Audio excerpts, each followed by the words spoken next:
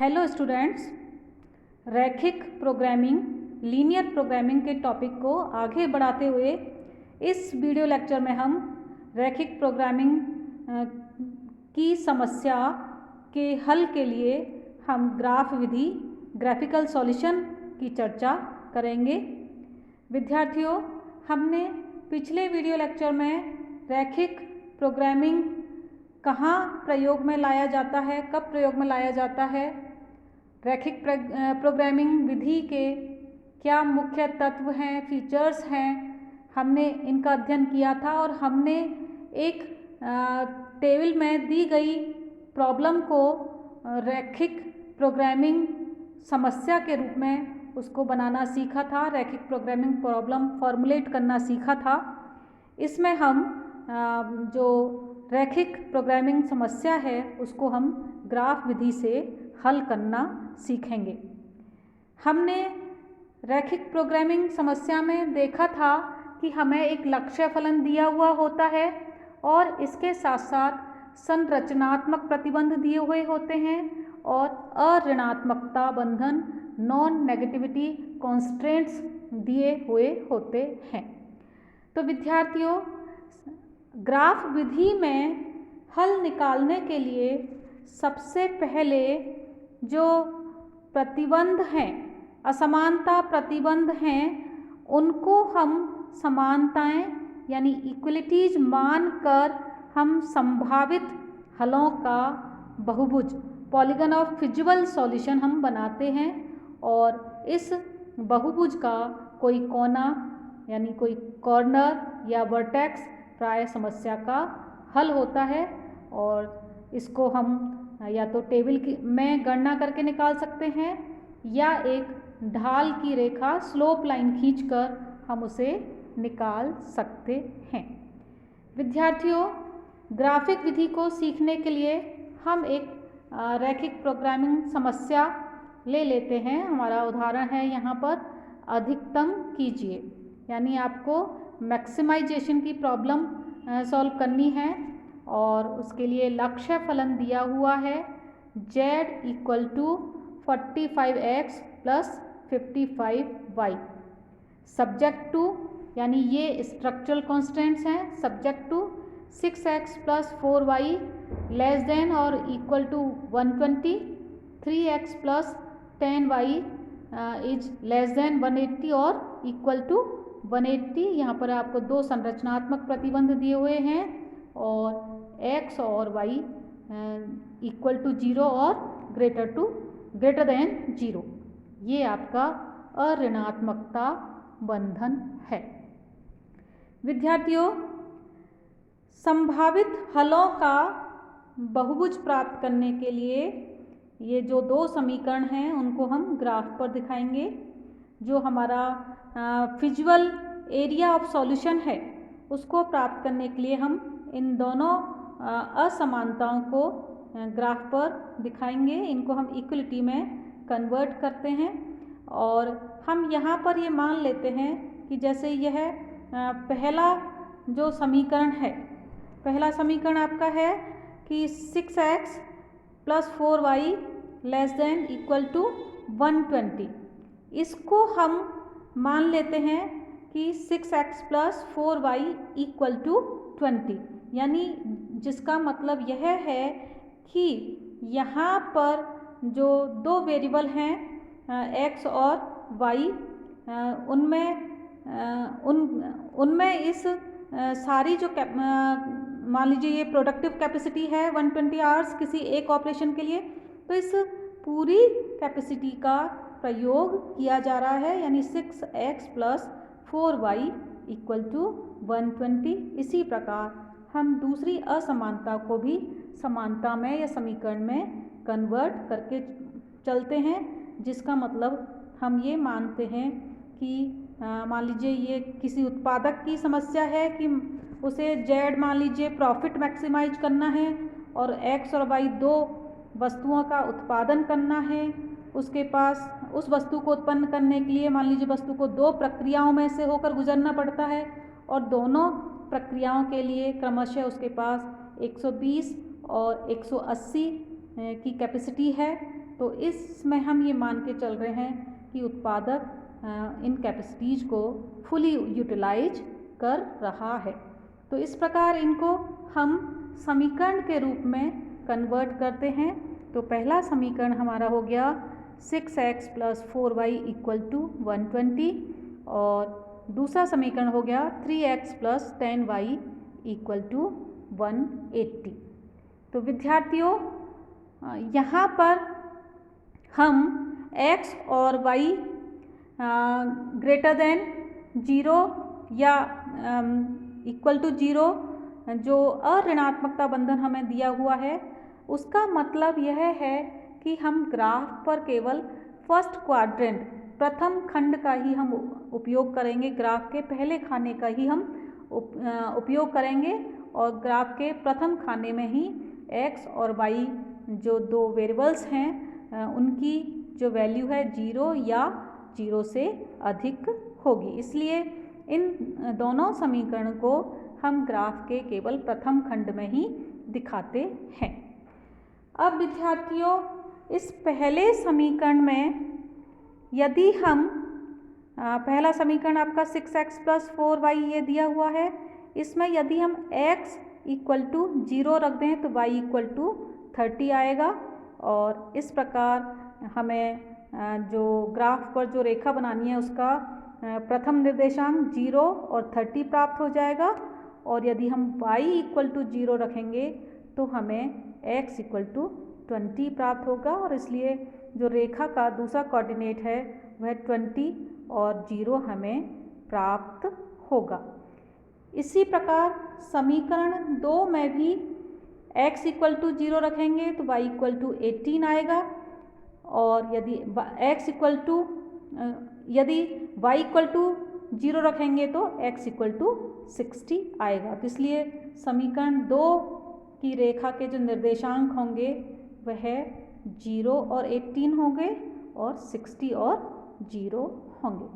अब इन दोनों समीकरण के निर्देशांकों को हम ग्राफ पर अंकित करके सरल रेखा बना लेते हैं। तो विद्यार्थियों, अभी तक हमारा क्या काम हुआ कि सबसे पहले जो असमानताएं हमें दी हुई हैं, संरचनात्मक असमानताएं, उनको हम समीकरण के रूप में लिखते हैं और उन समीकरणों से हम जो सरल रेखा के निर्देशांक ज्ञात कर लेते हैं। अब इन निर्देशांकों को हम एक ग्राफ पेपर पर उनको बनाते हैं। यहाँ पर मैंने आपके लिए ये बनाए हुए हैं, आपको दिख रहे हैं कि O x अक्ष पर x वेरिएबल लिया गया है, O y अक्ष पर y वेरिएबल लिया हुआ है। यहाँ पर आपको AB लाइन दिखाई दे रही है। AB जो लाइन है वह 6x + 4y = 120 रेखा को सूचित करने वाली लाइन है, AB लाइन। और जो CD लाइन आपको दिखाई दे रही है वह 3x + 10y = 180 इस समीकरण को सूचित करने वाली रेखा है। विद्यार्थियों, आप यहाँ पर ये ध्यान रखिए कि मान लीजिए ये AB लाइन आपने ड्रॉ करी है, तो AB लाइन पर प्रत्येक बिंदु जो इक्वेशन है 6x + 4y इस इक्वेशन को सेटिस्फाई करेगा। यानी AB लाइन पर स्थित प्रत्येक बिंदु 6x + 4y = 120 इसको सेटिस्फाई करेगा और AB रेखा के बाईं तरफ स्थित बिंदु यह बताएंगे कि 6x + 4y < 120। यानी AB रेखा के बाईं तरफ जो बिंदु होंगे वह बताएंगे 6x + 4y < 120। जो बाईं तरफ के बिंदु हैं वह यह बताएंगे कि जो कैपेसिटी है उसका अंडर यूटिलाइजेशन हो रहा है। और AB लाइन के दाईं तरफ स्थित बिंदु जो हैं वह यह व्यक्त करते हैं कि हम जो हमारी संरचनात्मक प्रतिबंध है 6x + 4y < और इक्वल टू 120 का हम उल्लंघन कर रहे हैं, उसको सेटिस्फाई नहीं कर रहे हैं। तो इसलिए यहाँ पर ए बी लाइन पर स्थित प्रत्येक बिंदु इस समीकरण रेखा को संतुष्ट करेगा।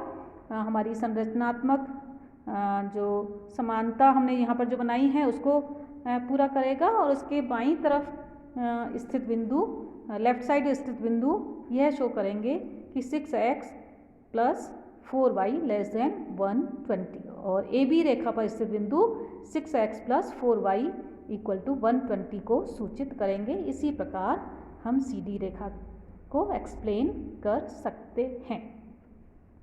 अब विद्यार्थियों, इन दोनों रेखाओं को ड्रॉ करने के पश्चात आप यहाँ पर एक शेडेड एरिया देख रहे हैं। शेडेड एरिया है आपका ओ सी ई बी, ओ सी ई बी, ये आपको शेडेड एरिया दिखाई दे रहा है। यहाँ पर जो शेडेड एरिया है यह एक्स और वाई के संयोगों से जो एरिया बन रहा है वह दोनों प्रतिबंधों को, दोनों कॉन्स्ट्रेंट्स को संतुष्ट करेगा, सेटिस्फाई करेगा। तो जो इस ए सी ई बी, ओ सी ई बी जो एरिया है शेडेड एरिया, इसके बाहर स्थित बिंदु हैं वे हमारी जो एग्जिस्टिंग जो कॉन्स्टेंट्स हैं उनको पूरा नहीं कर रहे हैं। यदि हम इस ओ बिंदु से नीचे की तरफ जाते हैं तो जिसका मतलब है हमारे नॉन नेगेटिविटी जो प्रतिबंध है वह सेटिस्फाई नहीं हो रहा है, इसलिए हम इस शेडेड एरिया में ही रहेंगे। और इस शेडेड एरिया से बाहर जाने का मतलब है कि या तो हमारी पहला जो प्रतिबंध है वह सेटिस्फाई नहीं हो रहा है, या हमारा दूसरा प्रतिबंध सेटिस्फाई नहीं हो रहा है, या दोनों प्रतिबंध संतुष्ट नहीं हो रहे। जैसे आप यहाँ देख सकते हैं ये बी, ये जो मैं आपको दिखा रही हूँ, ये वाला जो एरिया है इसमें दूसरा प्रतिबंध तो संतुष्ट हो रहा है, लेकिन पहला प्रतिबंध पूरा नहीं हो रहा, पहले प्रतिबंध को हम संतुष्ट नहीं कर पा रहे। तो इसलिए जो ओ सी ई बी ये जो शेडेड एरिया है वह रीजन ऑफ फिजिबल सॉल्यूशन कहा जाता है, यानी हलों का संभावित क्षेत्र, यानी जो हमारी लीनियर प्रोग्रामिंग प्रॉब्लम है उसके सॉल्यूशन का संभावित क्षेत्र बोलते हैं इसको, शेडेड एरिया को। और जो ऑप्टिमम सॉल्यूशन होगा वह इस शेडेड एरिया में ही कहीं स्थित होगा, और जो इष्टतम हल है, ऑप्टिमल सॉल्यूशन है, वह इस शेडेड एरिया का कोई कॉर्नर होता है। और हम इस शेडेड एरिया के जो पॉइंट्स हैं ओ सी ई बी, ये 4 इसके कॉर्नर पॉइंट्स हैं। हम इन चारों कॉर्नर पॉइंट्स का इवैल्यूएशन कर सकते हैं कि कौन सा पॉइंट, कौन सा संयोग x और y का कौन सा कॉम्बिनेशन हमारे लक्ष्य फलन z को मैक्सिमाइज करेगा। विद्यार्थियों, हमारा जो उद्देश्य है वह उस बिंदु को प्राप्त करना है, x और y के उस संयोग को प्राप्त करना है जिससे हमारा जो ऑब्जेक्टिव फंक्शन है, जो z है, वह अधिकतम हो सके, उसका मूल्य अधिकतम हो सके। यानी हमें x और y की उन मात्राओं को ज्ञात करना है जिन पर z अधिकतम होगा।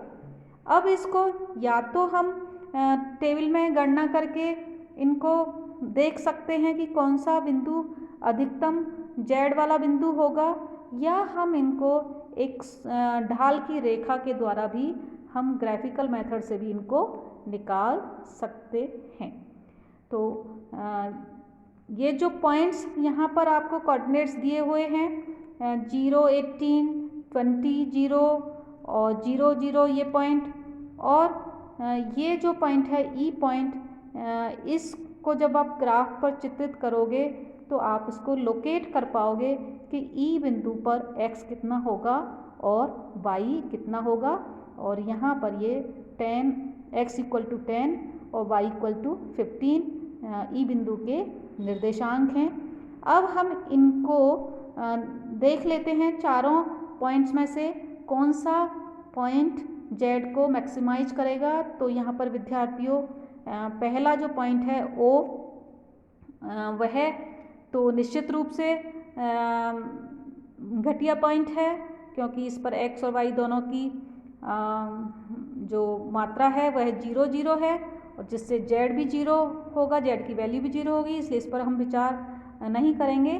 तो हमारे पास पॉइंट्स रह जाते हैं C, E और B। इन पर हम देख सकते हैं कि z का मूल्य कितना होगा। इनको मैंने यहाँ कैलकुलेट किया हुआ है। जो फर्स्ट पॉइंट है फर्स्ट पॉइंट है 0 और 18, जिस पर z का मूल्य आप कैलकुलेट कर सकते हो। जो हमारा लक्ष्य फलन है z equal to 45x plus 55y, ये जो हमारा लक्ष्य फलन है, इसमें x इक्वल टू 0 और y इक्वल टू 18 रखने पर z का वैल्यू 990 आएगा। इसी प्रकार दूसरे पॉइंट पर जो कि हमारा ई पॉइंट है, उस पर x की वैल्यू 10 और y की वैल्यू 15 रखने पर z 1275 आएगा। और तीसरा पॉइंट जो कि हमारा बी पॉइंट है, उस पर z की वैल्यू 900 रुपये आएगी, जो कि x इक्वल टू 20 और y इक्वल टू 10 का बिंदु है। और जो पहला जो पॉइंट है वो A पॉइंट है, जिस पर पहला पॉइंट C पॉइंट है, जिस पर x इक्वल टू 0 और y इक्वल टू 18 है। तो इन तीनों को हम कंपैरिजन करके तीनों को हम देख सकते हैं कि जो हमारा ई बिंदु है उस पर z मैक्सिमम होगा, जहाँ पर x इक्वल टू 10 है और y इक्वल टू 15 है। यानी x की 10 इकाई और y की 15 इकाई होने पर z अधिकतम होगा। इसलिए हमारा जो इस LP प्रॉब्लम का जो सॉल्यूशन है वह है x इक्वल टू 10 और y इक्वल टू 15। तो इस प्रकार हम ग्राफिकल मेथड से LP प्रॉब्लम का सॉल्यूशन निकाल सकते हैं। विद्यार्थियों, मैंने बहुत आसान तरीके से आपको LP प्रॉब्लम का ग्राफिकल सॉल्यूशन निकालना समझाया है, और इस वीडियो लेक्चर को बनाने के लिए मैंने अर्थशास्त्र में गणित के प्रयोग लक्ष्मी नारायण नाथुराम का की जो किताब है MA एडिशन, उसका प्रयोग किया है। विद्यार्थियों, लीनियर प्रोग्रामिंग प्रॉब्लम का जो ये हमारा टॉपिक है, ये टॉपिक 2 बुक्स पर आधारित रहेगा। अर्थशास्त्र में गणित के प्रयोग लक्ष्मी नारायण नाथुराम का जो MA वाला एडिशन है वह, और दूसरी जो बुक है mathematics for economics Mehta and Madnani. हम इन दोनों बुक्स पर आधारित हमारे जो वीडियो लेक्चर्स हैं इन दोनों बुक्स पर आधारित होंगे। Thank you. अभी के लिए इतना ही पर्याप्त है। यदि आपके पास अर्थशास्त्र में गणित के प्रयोग लक्ष्मी नारायण नाथुराम की बुक है, तो उसमें लीनियर प्रोग्रामिंग के ग्राफ विधि के बहुत सारे उदाहरण अलग अलग तरीके से दिए हुए हैं, आप उनका अभ्यास करें। अभी के लिए इतना ही काफ़ी है। Thank you.